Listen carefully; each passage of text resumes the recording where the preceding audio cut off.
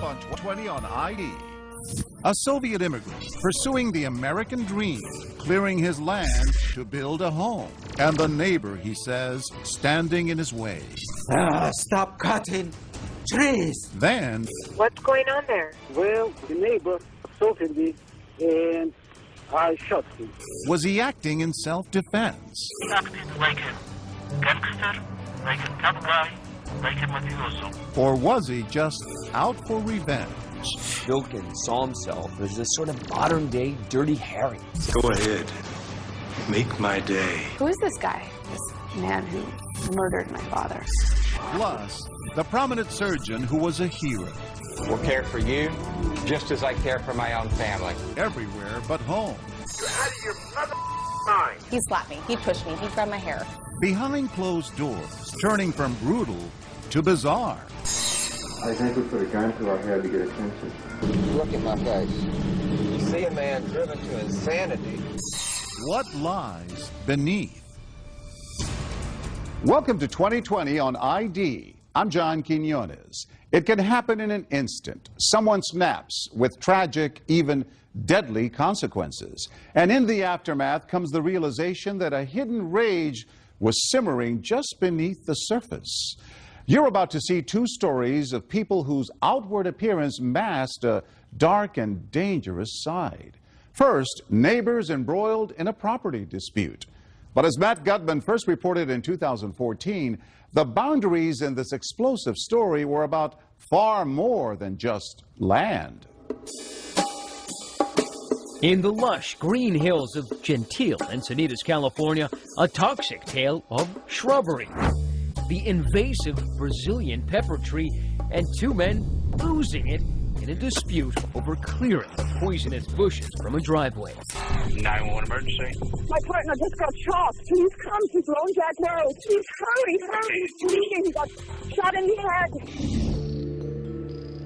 For Evelyn Zeller, March 28, 2013 began as a beautiful day. Hey, they're all beautiful days here in the San Diego suburbs. That morning, she awoke in the master bedroom of this rented Spanish contemporary and shared a tender moment with her boyfriend, John Upton. It was my birthday. John woke me up to wish me a happy birthday. She says Upton, still in his pajamas, headed outside to make room for two day laborers clearing brush on the driveway of their neighbor, Michael Vilkin. John went out to offer to move the car. Yes. To understand what happened next, you need to understand the lay of the land. Upton lived here. Vilkin owned the adjacent, undeveloped 2.6-acre lot, including this narrow strip, his future driveway.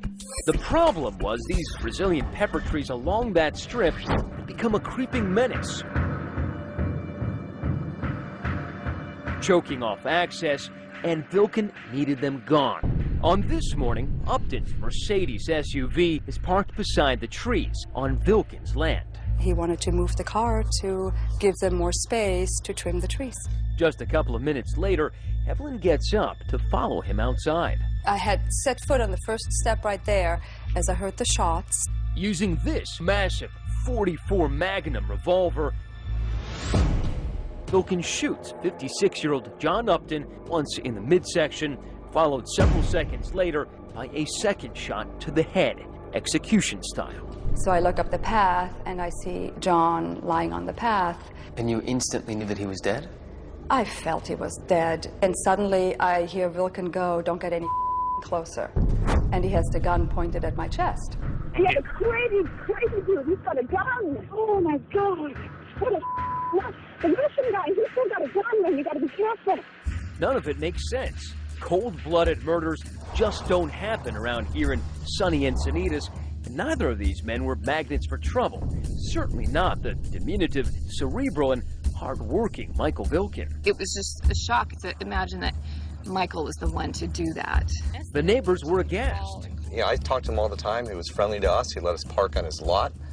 Tamara Vilkin, Michael Vilkin's wife and companion for the past 30 years, stands by her man.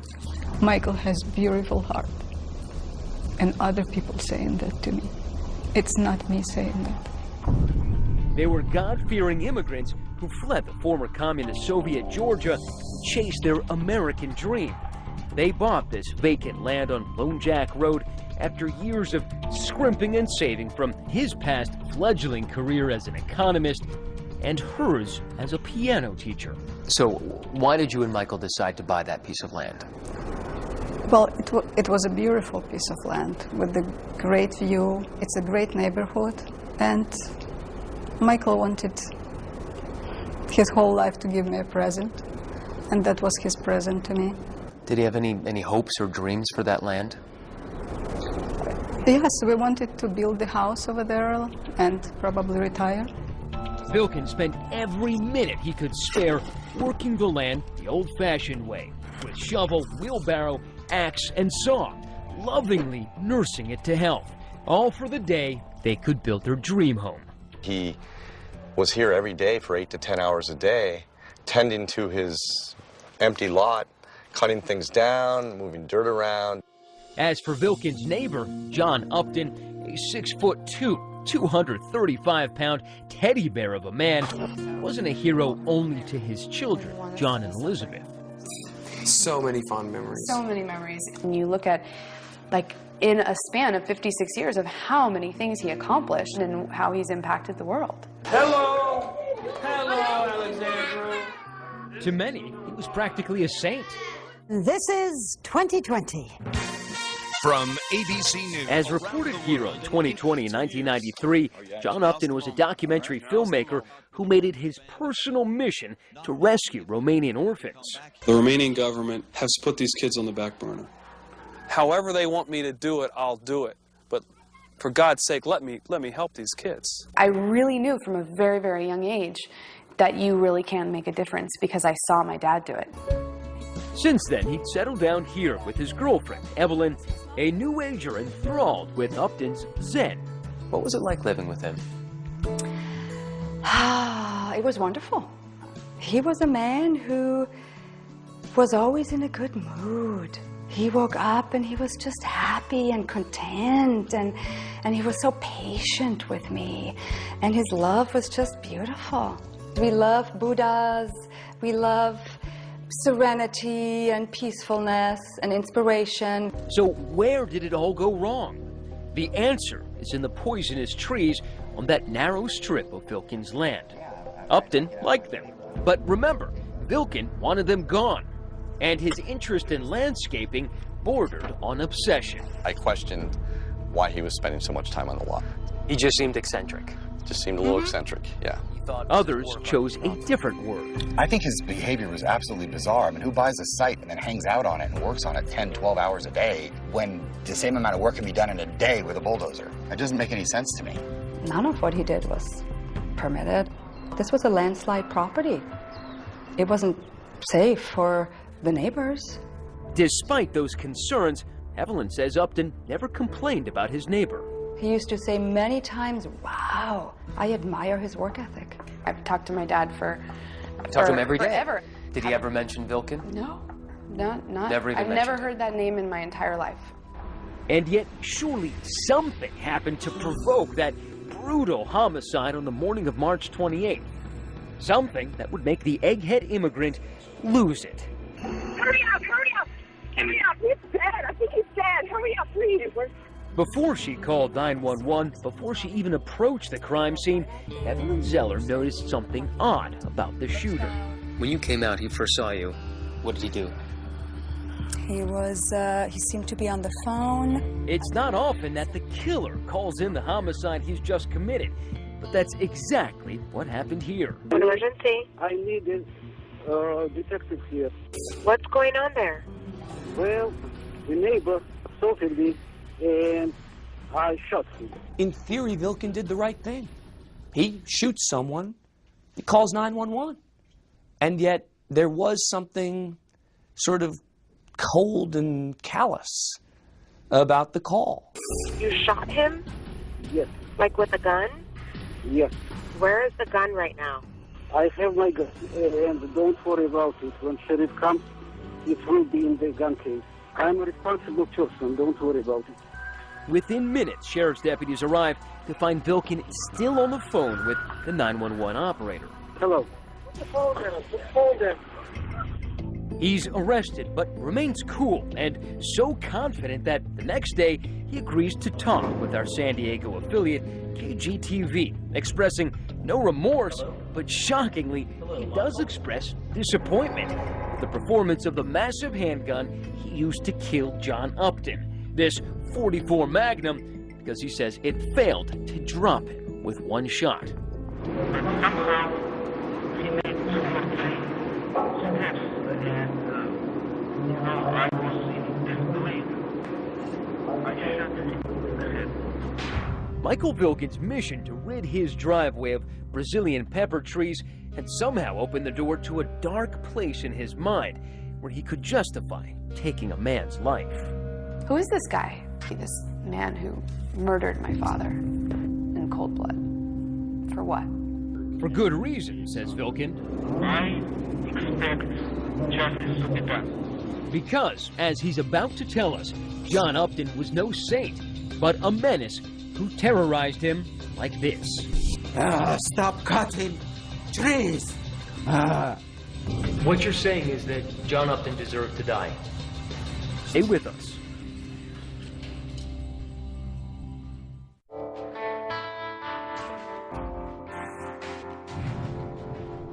One year after blowing away his neighbor with a cannon of a handgun, Michael Vilken is on trial. The stakes are high, a total of 50 years to life if convicted of first-degree murder. But Vilken is unfazed. He's confident that this was no murder, but an act of self-defense. This case was justified. Self-defense. Mr. Vilken protected his life and shot John Upton.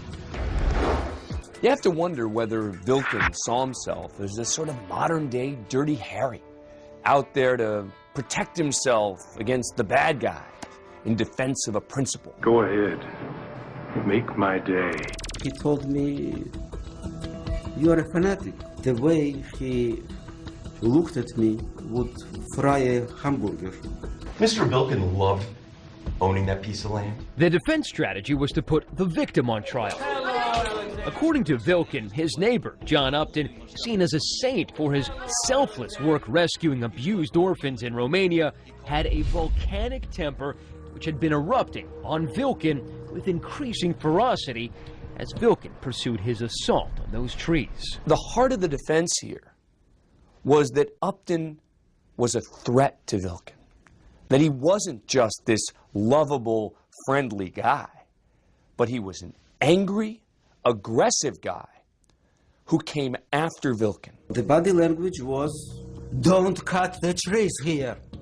When he was talking to me angrily, it was like, But what could have transformed Upton from a global do-gooder to the ogre next door? Remember, he didn't even own his home. He was just renting there. The trees were on Vilken's property, and he had every right to cut them down. As he's standing on this man's own land. The issue is that, for Upton, these Brazilian pepper trees weren't just pretty. They provided him and his girlfriend, Evelyn Zeller, with precious privacy. Well, he took privacy away. It was just like, wow, do you really need to cut these trees down too? I mean, you'll see how it looks. Rising in the witness stand, Vilken demonstrates how Upton would get in his face. Stop cutting trees! Do you solemnly state... And Vilken had a powerful witness to attest to this ugly aspect of John Upton's character. I would say John Upton was a bully, a dominant, controlling kind of guy who liked to get in people's business. Did he get in your business? Yes, he did. Dwayne Byram is the ex-husband of Upton's girlfriend, Evelyn Zeller. When I was dropping off my kids, he'd get in my face. Get back to your car, back to the driveway. You have no right to come to my house. Byram says the verbal abuse was withering and unprovoked. He said, you're get the off my property. I believe John Upton had a dark side. And so when you hear Michael Vilken talking about being physically intimidated frequently by John Upton, you're saying that's within the realm of reason? Yes, absolutely. Please have a seat as a witness. A sheriff's deputy testified that exactly 1 week before the homicide, Vilken called for help because Upton's vehicle was parked on Vilken's driveway, where he wanted to work. Mr. Upton got pretty angry and began pointing at Mr. Vilkin and said, "Don't come any closer to me." Something similar to that. In fact, Vilkin made several calls to the sheriff's department for help in dealing with John Upton, but profanity is not against the law, and Upton made no specific threats, so there was nothing the authorities could do. He did not threaten to break my neck. He did not threaten to break my legs, but I'm afraid of him. Afraid, but not deterred. Vilkin stood his ground, continuing to cut away at those trees while also purchasing that fateful .44 Magnum and warning the Uptons to steer clear. I nailed a sign. The sign said, "No parking on the 30-feet road." But was Vilkin secretly plotting something sinister? 2 day laborers whose faces we're not permitted to photograph testify that on the morning Vilkin went ballistic, they saw him carrying this gun case when he instructed them to remove the Brazilian pepper trees on the driveway where Upton's car was parked. He told you to, if someone came out, don't worry about getting involved. He would take care of it, correct? Yes. Yes, that's right. He was told basically, don't get involved in anything. Mr. Vilkin indicated that if somebody comes out, he had a gun for them. Vilkin then retreats a little way up the driveway to a partially obscure vantage point along the fence. Now, someone might suggest that you were lying in wait. If I wanted to wait for him, I would not cut bushes. I would grow the bushes, and with a rifle, I would wait in the bushes. And sure enough, within minutes, Upton emerges from his home. And he told you he was going to move his car, correct? I see it. Yes, that's right. I was just afraid to go to work there. Okay. Afraid of? Of John Upton. I was just very concerned that he might do something very dangerous. I took the gun out of the gun case and stuck it in the waistband. Why did you do that? I was getting ready for eventual confrontation. The prosecution had already put on a parade of witnesses to show premeditation. Sheriff's deputies turned Vilkin's claim of self-defense against him, saying he contacted them 5 times with questions about his right to carry a gun and stand his ground on his land. He was asking when it was legally justified to carry a firearm on his property and when he was justified in using it. I do. Ironically, no witness may have been more damaging to the defense than Vilkin himself. Detached, showing zero empathy for his victim, he coolly recounts the morning of March 28th. John Upton came out of his house and bullied him for the last time. When he was about 10 feet away, I saw a pistol in his right hand. It was like 1 second, and I pulled out my revolver and shot him. But in fact, there was no pistol in Upton's hand, just a BlackBerry. As a practical matter, in a case where you're claiming self-defense, with these facts, Vilkin almost had to testify. And yet, he was a pretty terrible witness. He calls the police. Vilkin's attorney, Richard Burkon, argues it was self-defense. Remember, Vilkin did not run. He stayed and called 911 himself. He could have planned this in such a way that he could have been on a plane to Russia before anybody showed up. But he stood there and he stuck around because he believes and he knows he did what he had to do. As the trial winds down, tomorrow Vilkin's faith in her husband and God remain unshakable. And I think everything is in God's hands, right now, whatever he decides. She waits for justice in the sweltering heat of this lonely parking lot outside the jail. And he stood there before the angel. And as she reads the Bible, we visit with the man who thought he could skip that part about thou shalt not kill. Mr. Vilkin, hello. Hello. Are you hopeful? I'm always hopeful. But would the jury see a man just trying to stand his ground or a stone-cold killer? Has the jury reached verdicts? Yes, we have, Your Honor. Stay with us.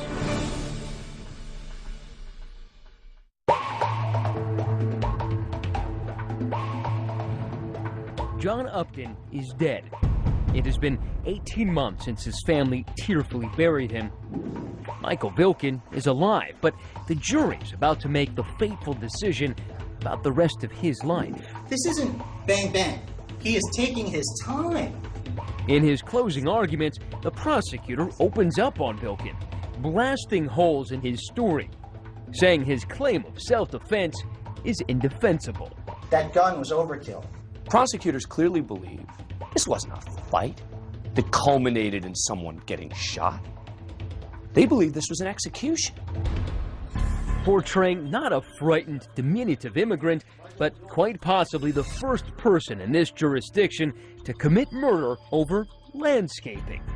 The neighbor assaulted me and I shot him. You shot him? Yes. Calm, collected, trying to assure the 911 operator that he is a responsible person. The defense scrambling. It sounds so stupid. We're talking about trimming trees. It's on this man's land. Defense attorney Richard Burkhan tries to assert that the Georgian emigre was simply engaged in that most American of activities, protecting his homestead. Draw upon your common sense. You've got a much larger person and a much smaller person that's going, don't work here anymore. And that's what Mr. Vilkin was enduring, threatening behavior. But it was his unsympathetic demeanor on the witness stand, often nonchalant, sometimes even laughing, that had more of an impact on jury foreman Brooke Haley. The fact that he was his own character witness and he didn't acquit himself well.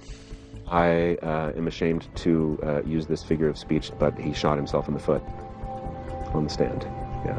Finally, in June 2014, the verdict. We, the jury, in the above entitled cause, find the defendant, Michael Vilkin, guilty of the crime of murder in the first degree. First-degree murder. Those words cruelly ricocheting in Tamara Vilkin's head. When you were sitting there in court and you heard murder in the first degree, what went through your mind? I didn't believe it. I did not believe it. I still don't believe it. I'm going to appeal as far as I can go. It doesn't matter whatever it takes. I am going to fight. We meet outside the courthouse and jail complex. Inside, just a few yards down these grim, color-coded halls, behind that thick glass, we meet inmate Vilkin. Hello, Mr. Vilkin, how are you? Still emitting a glow of self-righteousness. What did you think that they were going to give you? What was the verdict that you expected? The worst case, that's what. Vilkin says when he bought that land, he felt like a citizen farmer, nurturing it until he was ready to build. Why was it so important to you? What were your dreams for that land? I wanted to clear the land from the wood and to build the house there. Those fuzzy dreams, he says, were soon uprooted by his fear, or was it enmity for that bear of a neighbor, John Upton? Did he ever raise a hand at you? No, he did not. But I was afraid of him, really afraid, because he was roaring at me, he was yelling at me. On the stand and in person, you don't seem like someone who was afraid. Understand? Well, you didn't show any emotion. You never showed that you seemed afraid. I'm not a Hollywood actor. But in Vilkin's mind, he embellished the neighbor feud into a Hollywood mobster movie, starring John Upton as the villain. He acted like a gangster, like a tough guy, like a mafioso. What you're saying is that John Upton deserved to die? No. I'm saying that I saw a mafioso and I was afraid of him. Mr. Vilkin, it sounds, no offense, but it sounds like you're detached from reality. This was a fight over shrubbery. This had nothing to do with mafia. No. He encroached on the road. So you expected to shoot him? I expected to act in self-defense. Regrets? Not even a few. If you spit in my face, I will not just turn around and leave. You don't turn the other cheek? No. No. And Upton was, figuratively speaking, was spitting in my face the whole year. But probe beneath all that bravado, and it's clear Vilkin knows he shattered the person he loves most. Do you feel badly for your wife? For Tamara? Yes. Yes, of course. Because you know that this has destroyed her. She loves you more than anything in the world. I know. When you think of your dream plot of land, what do you think of it now? I wish we never bought it. Why do you wish you never bought it? Because it brought nothing but pain to us. Vilkin, his beard whiter now after 18 months in jail, tells me he'll appeal, saying his lawyer was incompetent. And he's got a handwritten note that he wants us to read, listing his complaints. Defense counsel did not explain to the jury the effects of provocation. I was sitting there like a hostage while my defense counsel was blowing hot air. But as we wrap the interview, this convicted killer, who at times smiled like a kindly uncle, patiently answering all of my questions without a hint of anger or remorse, leaves me with one final chilling thought. Are you hopeful? I'm always hopeful. Unless I see a pistol in your hand. Then you shoot me. Then I will shoot you in 1 second. Our time is over. Vilkin turns and walks to the guard station, cheerfully nodding to his jailers.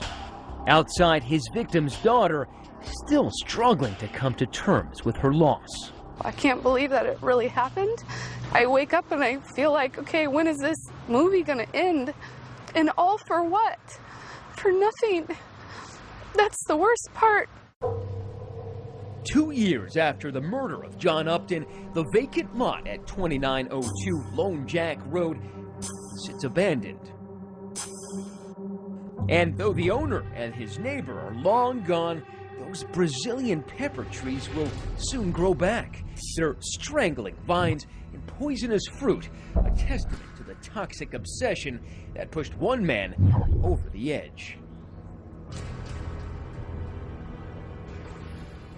John Upton's father and children later filed wrongful death civil lawsuits against Michael Vilkin. Vilkin has denied the allegations. Up next, a famous surgeon basking in the public eye. The Brown Hand Center will care for you just as I care for my own family. But when the spotlight is off... I think we put a gun to our head to get attention. He's gone nuts. We're probably going to have to restrain him further. Stay with us.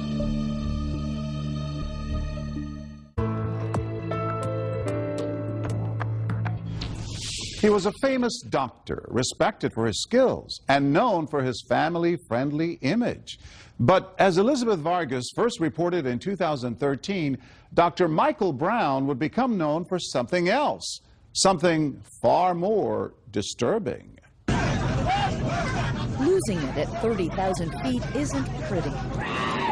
Like these twin sisters settling a family dispute in the aisles of coach class. Why do it just let her beat me would beat me? Or these dudes duking it out in the not-so-friendly skies.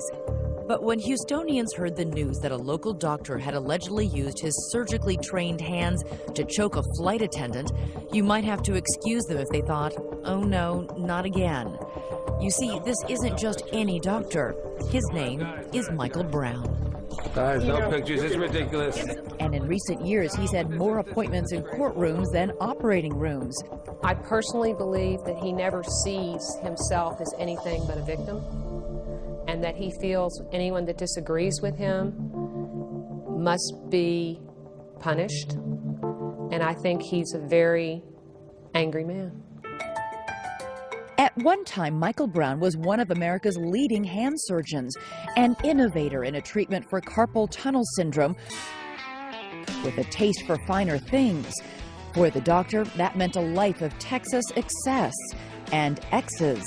He'd already been through 2 wives by the time he met 20-year-old Darlene in 1993. What was it about him that did captivate you? He was very sweet, just very attentive to me. Treated me like a princess in the beginning. Did he buy you gifts? Yeah, he absolutely spoiled me in the beginning. After 2 weeks, they were living together, married just about a year later, though it almost didn't happen except for Darlena's mother stepping in. When they decided to get married, and it was my fault, she decided on the wedding day, no, I don't get married. And I thought it was a jitters. To the outside world, Brown looked like a big-hearted healer. His TV commercials brought patients from around the nation to his Houston offices. He had fame. He had fortune. I personally train the doctors in the Brown procedure, and the Brown Hand Center will care for you just as I care for my own family. Daddy's baby girl. But Darlene says she soon found out how Brown treated his actual family. He used to be very, very sweet, very attentive to my needs, just abnormally sweet to me at all times. And then we get married and things changed. It was on the honeymoon that you saw the first example of Mike and his temper? We fought the entire time. We went to Maui, which is supposed to be, and it is gorgeous. However, we fought every single day. Back home, Darlena says her husband's volcanic temper often erupted when she would go out clubbing with her girlfriends, suspecting she was cheating, especially when he drank. Add to that volatile mix the doctor's beloved gun collection. Darlena was frightened, and after an early separation, she says things only got worse. What happened when you moved back in? That's when the abuse started. He slapped me, he pushed me, he grabbed my hair, hit my head up against the wall. Why did you stay in that house? He mentally brainwashed me. If I told him that I was going to leave, he'd threaten me. He would talk down to her. She was good. She never did anything right. She couldn't cook. I've been over there when he's, why'd you fix this? This tastes like slop. You keep doing that person, you belittling them. And it's abuse. I didn't think anybody would believe me because he's the one that had all the money. He's the one that had all the power. They're in love. They feel like they can change the person, and the abuser makes the woman feel like it's her fault. And if you feel guilty and you feel vulnerable and you feel like it's something you've done, then there is this fear about leaving. By the year 2000, Darlena and Dr. Brown were still a couple with one baby and another on the way. Darlena figured that being pregnant, she'd get a break from her husband's scalding rage. She figured wrong. So what happened toward the end of your pregnancy, the incident that finally blew the lid off? I'm watching a show on TV at about 10 o'clock, and here he comes into the door. Mike comes in, and he immediately starts yelling that I don't love him. And I go into the kitchen, and I grab the phone, like I always did, to call my mom. And he grabs the phone from me and starts beating me over the head with the phone. She claims he grabbed her by the hair, dragged her into the bedroom. We had a 4-poster bed, and I saw the bedpost on the floor, and I'm like, oh no, this is going to be bad. And I was so used to it, though. Really? Yeah, I was used to it, which is just crazy. But the next thing I know, I'm on the ground, and he's sitting on my stomach, being 7 months pregnant, telling me that I am effing not going to have that baby. He took the bedpost and was just beating me over the back with the bedpost. She managed to escape, but says he now started shooting one of those guns. Luckily, he missed.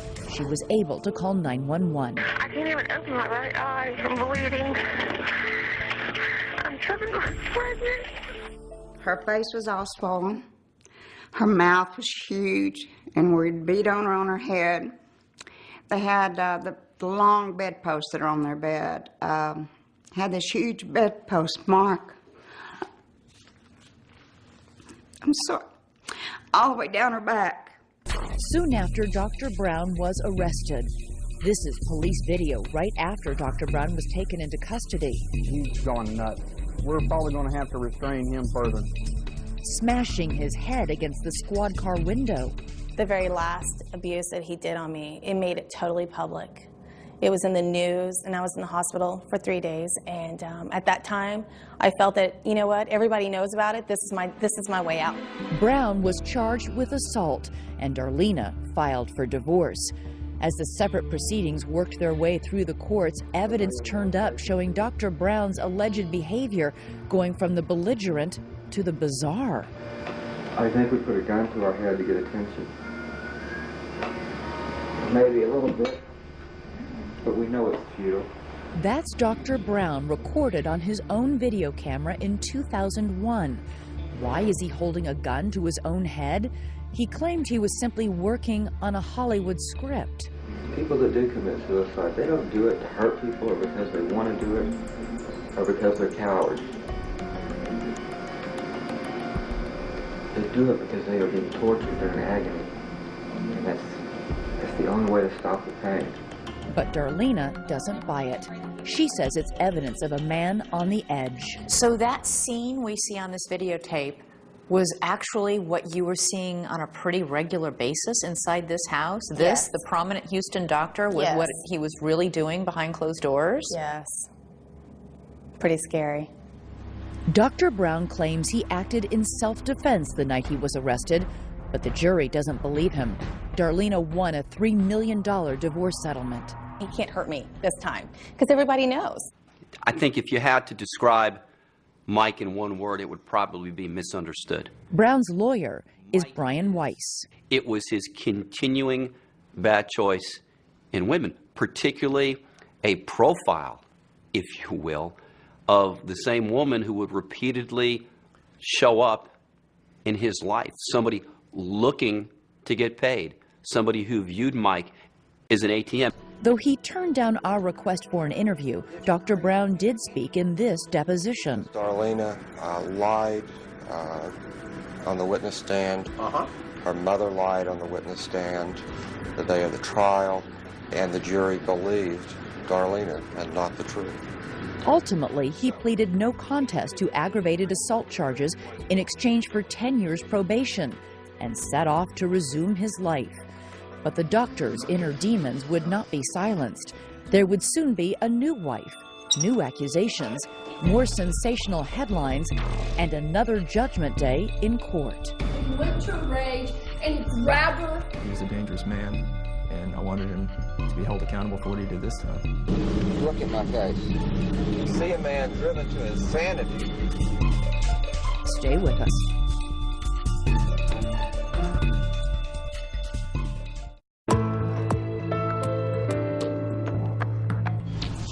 Dr. Michael Brown's once charmed life has taken a hit. He pled no contest to assaulting his former wife, Darlena. Now, as Elizabeth Vargas picks up the story, this surgeon may be down, but he's hardly out. Dr. Michael Brown looks anything but the face of rage in this home video with his children following his divorce from Darlena. Say hi, Kevin. Maybe that's why all the sensational publicity surrounding his aggravated assault case didn't ruin his practice. The caring father, the passionate CEO, somebody who has done so much good for so many people. Dr. Brown's patients either don't know or don't care about his personal controversy. After his 2001 divorce, Brown's business thrives. Several new offices open. He's got a private plane, new homes, and things were going great. That is until he was called before the Texas Board of Medicine. It seems the private plane wasn't the only way the good doctor was getting high. He certainly seemed to have a problem with cocaine, and that's how he ultimately lost his license. Even though his license was revoked, Brown continued to live a charmed life. My baby got me a king throne chair. There was a beautiful new wife, Rachel, and a new family and more children. And a bunch of kiddos. Dr. Brown polished his image, distributing these photos from a self-published book, showcasing swanky parties, social events with luminaries like President Bush. Brown even won a humanitarian award, but once again, behind the scenes, the picture-perfect marriage was collapsing. It sounds like there's an aspect of his personality that is all about control and him just being able to, in spite of everything that he has to lose, express himself in whatever way he wants to. There's something about the way his personality functions that he continues to just blame and react and hurt people, and he finds that acceptable. You're out of your mind. They did not. It's cost $50,000 since you called the police, Rachel. Rachel recorded these phone calls from Michael in late 2011. I am not the enemy, Rachel. You attacked me, Michael. You attacked me. Rachel, who declined to do an interview with 2020, wanted proof that Dr. Brown was out of control. Will you ask yourself that? You stupid. Those recordings became evidence after Rachel accused Brown of twisting her arm as if he meant to break it. Prosecutors charged him with felony assault. He's a repeat offender, and I think, and thought he was a dangerous man, and I wanted him to be held accountable for what he did this time. The trial of a prominent former hand surgeon is about to get underway. The case hits the local news, and Rachel takes the stand to tell her story. Reached back. When he threw it at me, I moved my head. I'm really proud of Rachel Brown. She stood up to him, she testified, and she told the jury what he did to her. But her testimony isn't convincing, and Dr. Brown's lawyers call her a money-grubbing gold digger. It was all about money. I think that's what happened in his previous divorce case. It was all about money. Any troubles that he's had can be traced to that. A jury has found a former surgeon not guilty of attacking his wife. In the end, the jury doesn't believe Rachel, and Dr. Brown is acquitted. I think everybody knows who Dr. Brown is. Very well-known hand surgeon. But you can't judge a case on who he is, what he has, what else. But I just feel like there was not enough concrete evidence to convict him. You can't worry about any prior cases. Triumphant in court, Brown's lawyers cut off his electronic monitor for the cameras. The judge has authorized me to cut it off. And the doctor was free once again to go about his business. I'm just relieved and want to take care of my kids and get on with my life. It seemed the doctor had vanquished all of his enemies, except perhaps himself. Fast forward to that flight from London, Dr. Brown allegedly wanted his dinner before the crew was ready. The crew claims that led to a shouting match, which ended with Brown grabbing and finally choking flight attendants, resulting in his arrest. Dr. Brown's attorney claims his client doesn't recall